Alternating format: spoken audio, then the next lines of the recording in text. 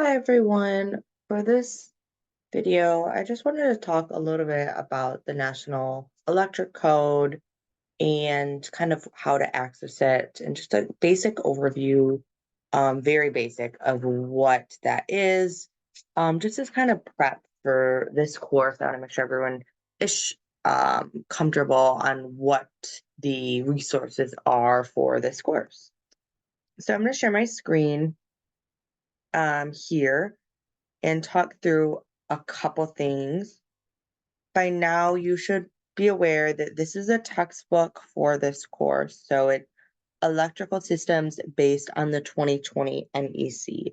So this I have available online through like the instructor resources, but I have not found anywhere where students can purchase this text. But I think you can purchase it online, but I can't find anywhere. Like I don't think there's like a PDF or like a free version of it. So just be mindful of that it is kind of expensive. But the nice thing is if you do buy it, this is a textbook that is very beneficial. And if you choose to pursue the master electrician route, it's good study material. So I want to make sure this is clear because sometimes students get confused on this. This book itself is not the National Electric Code. So basically what this book is it's a book that kind of summarizes the National Electric Code. And I think the good comparison is like the Constitution. Like the Constitution is the, law book, the rule book, but the language in it can be confusing and hard to interpretate. And that's the same thing with the National Electric Code. It can be challenging to interpret it. There's no pictures, it's kind of dry. Whereas this book kind of summarizes the pieces, it shows pictures and diagrams and gives examples and um, quiz questions and just things like that. So it's a little bit easier to read and follow. So as you're learning the National Electric Code, this is a good study guide. So I would highly encourage you to get this book. It's a requirement for this course, and that's because the final project, the final exam are all based on the National Electric Code. And it is very challenging to do well in this course without this book because it really simplifies the NEC, so it's easier to navigate.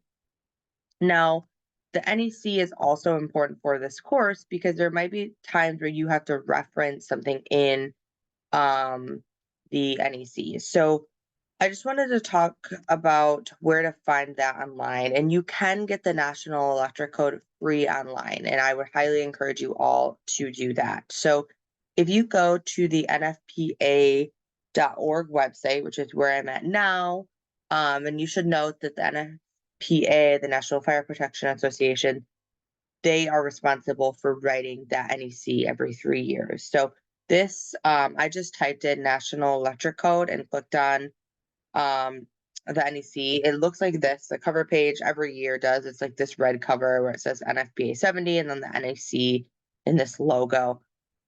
And if you scroll down here, there's this free access button, and you can click on what editions. It's interesting. You could go all the way back and see that.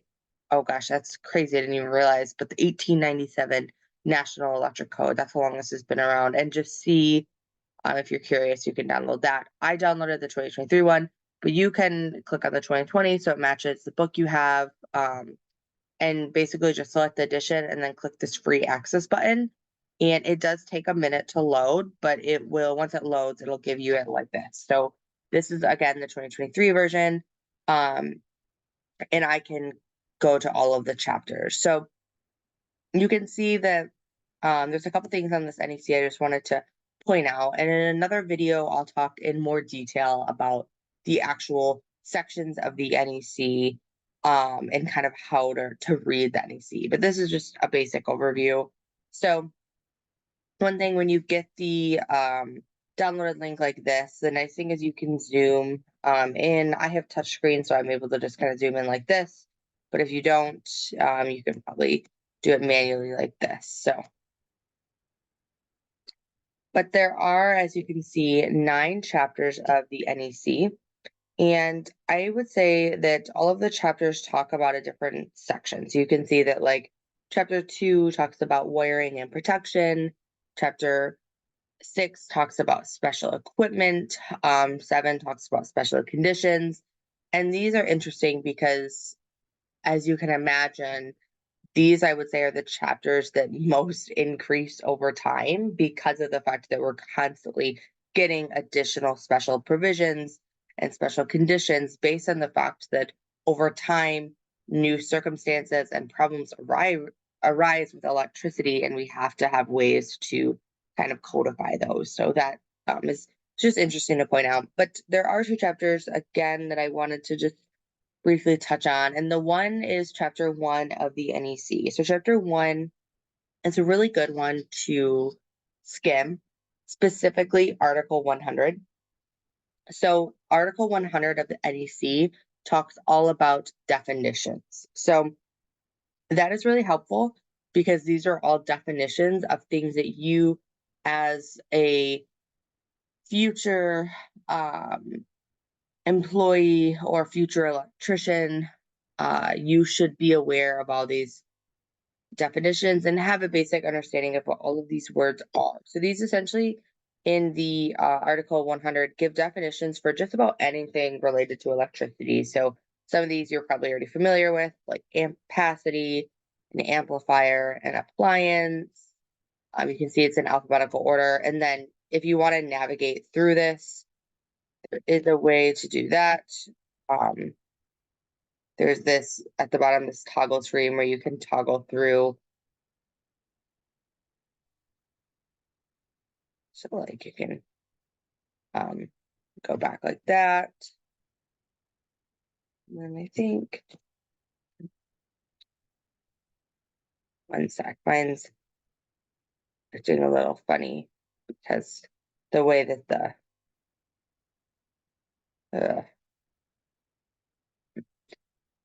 well, I guess it won't let me scroll through it because as I'm talking, it's covering the scroll button. But you can see it down here that you can just scroll right through to chapter 1 or Article 100 and read through these definitions. So I would read through them. There's definitely a lot of them. You can see that this first page just says A, so there's quite a bit. And again, you can scroll through this. It won't let me, but the scroll through button is right here where my mouse is. The other interesting chapter is chapter 9. So chapter 9 actually doesn't really have any words, and that is because chapter 9 is full of tables.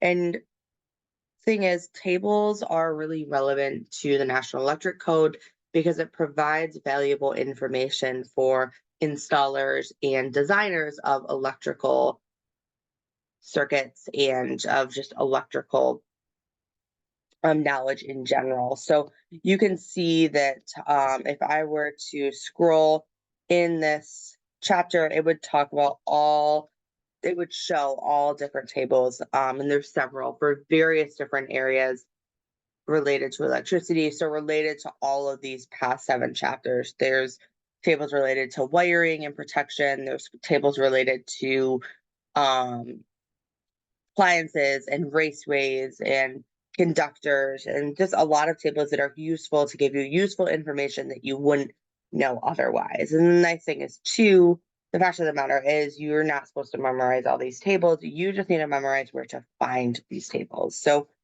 just another thing that I would, maybe skim and get an idea for as we go throughout this class. You're going to be required to use data from the table to make electrical determinations and design decisions. So it is important to be familiar with that, be familiar with how to read tables and how to find them.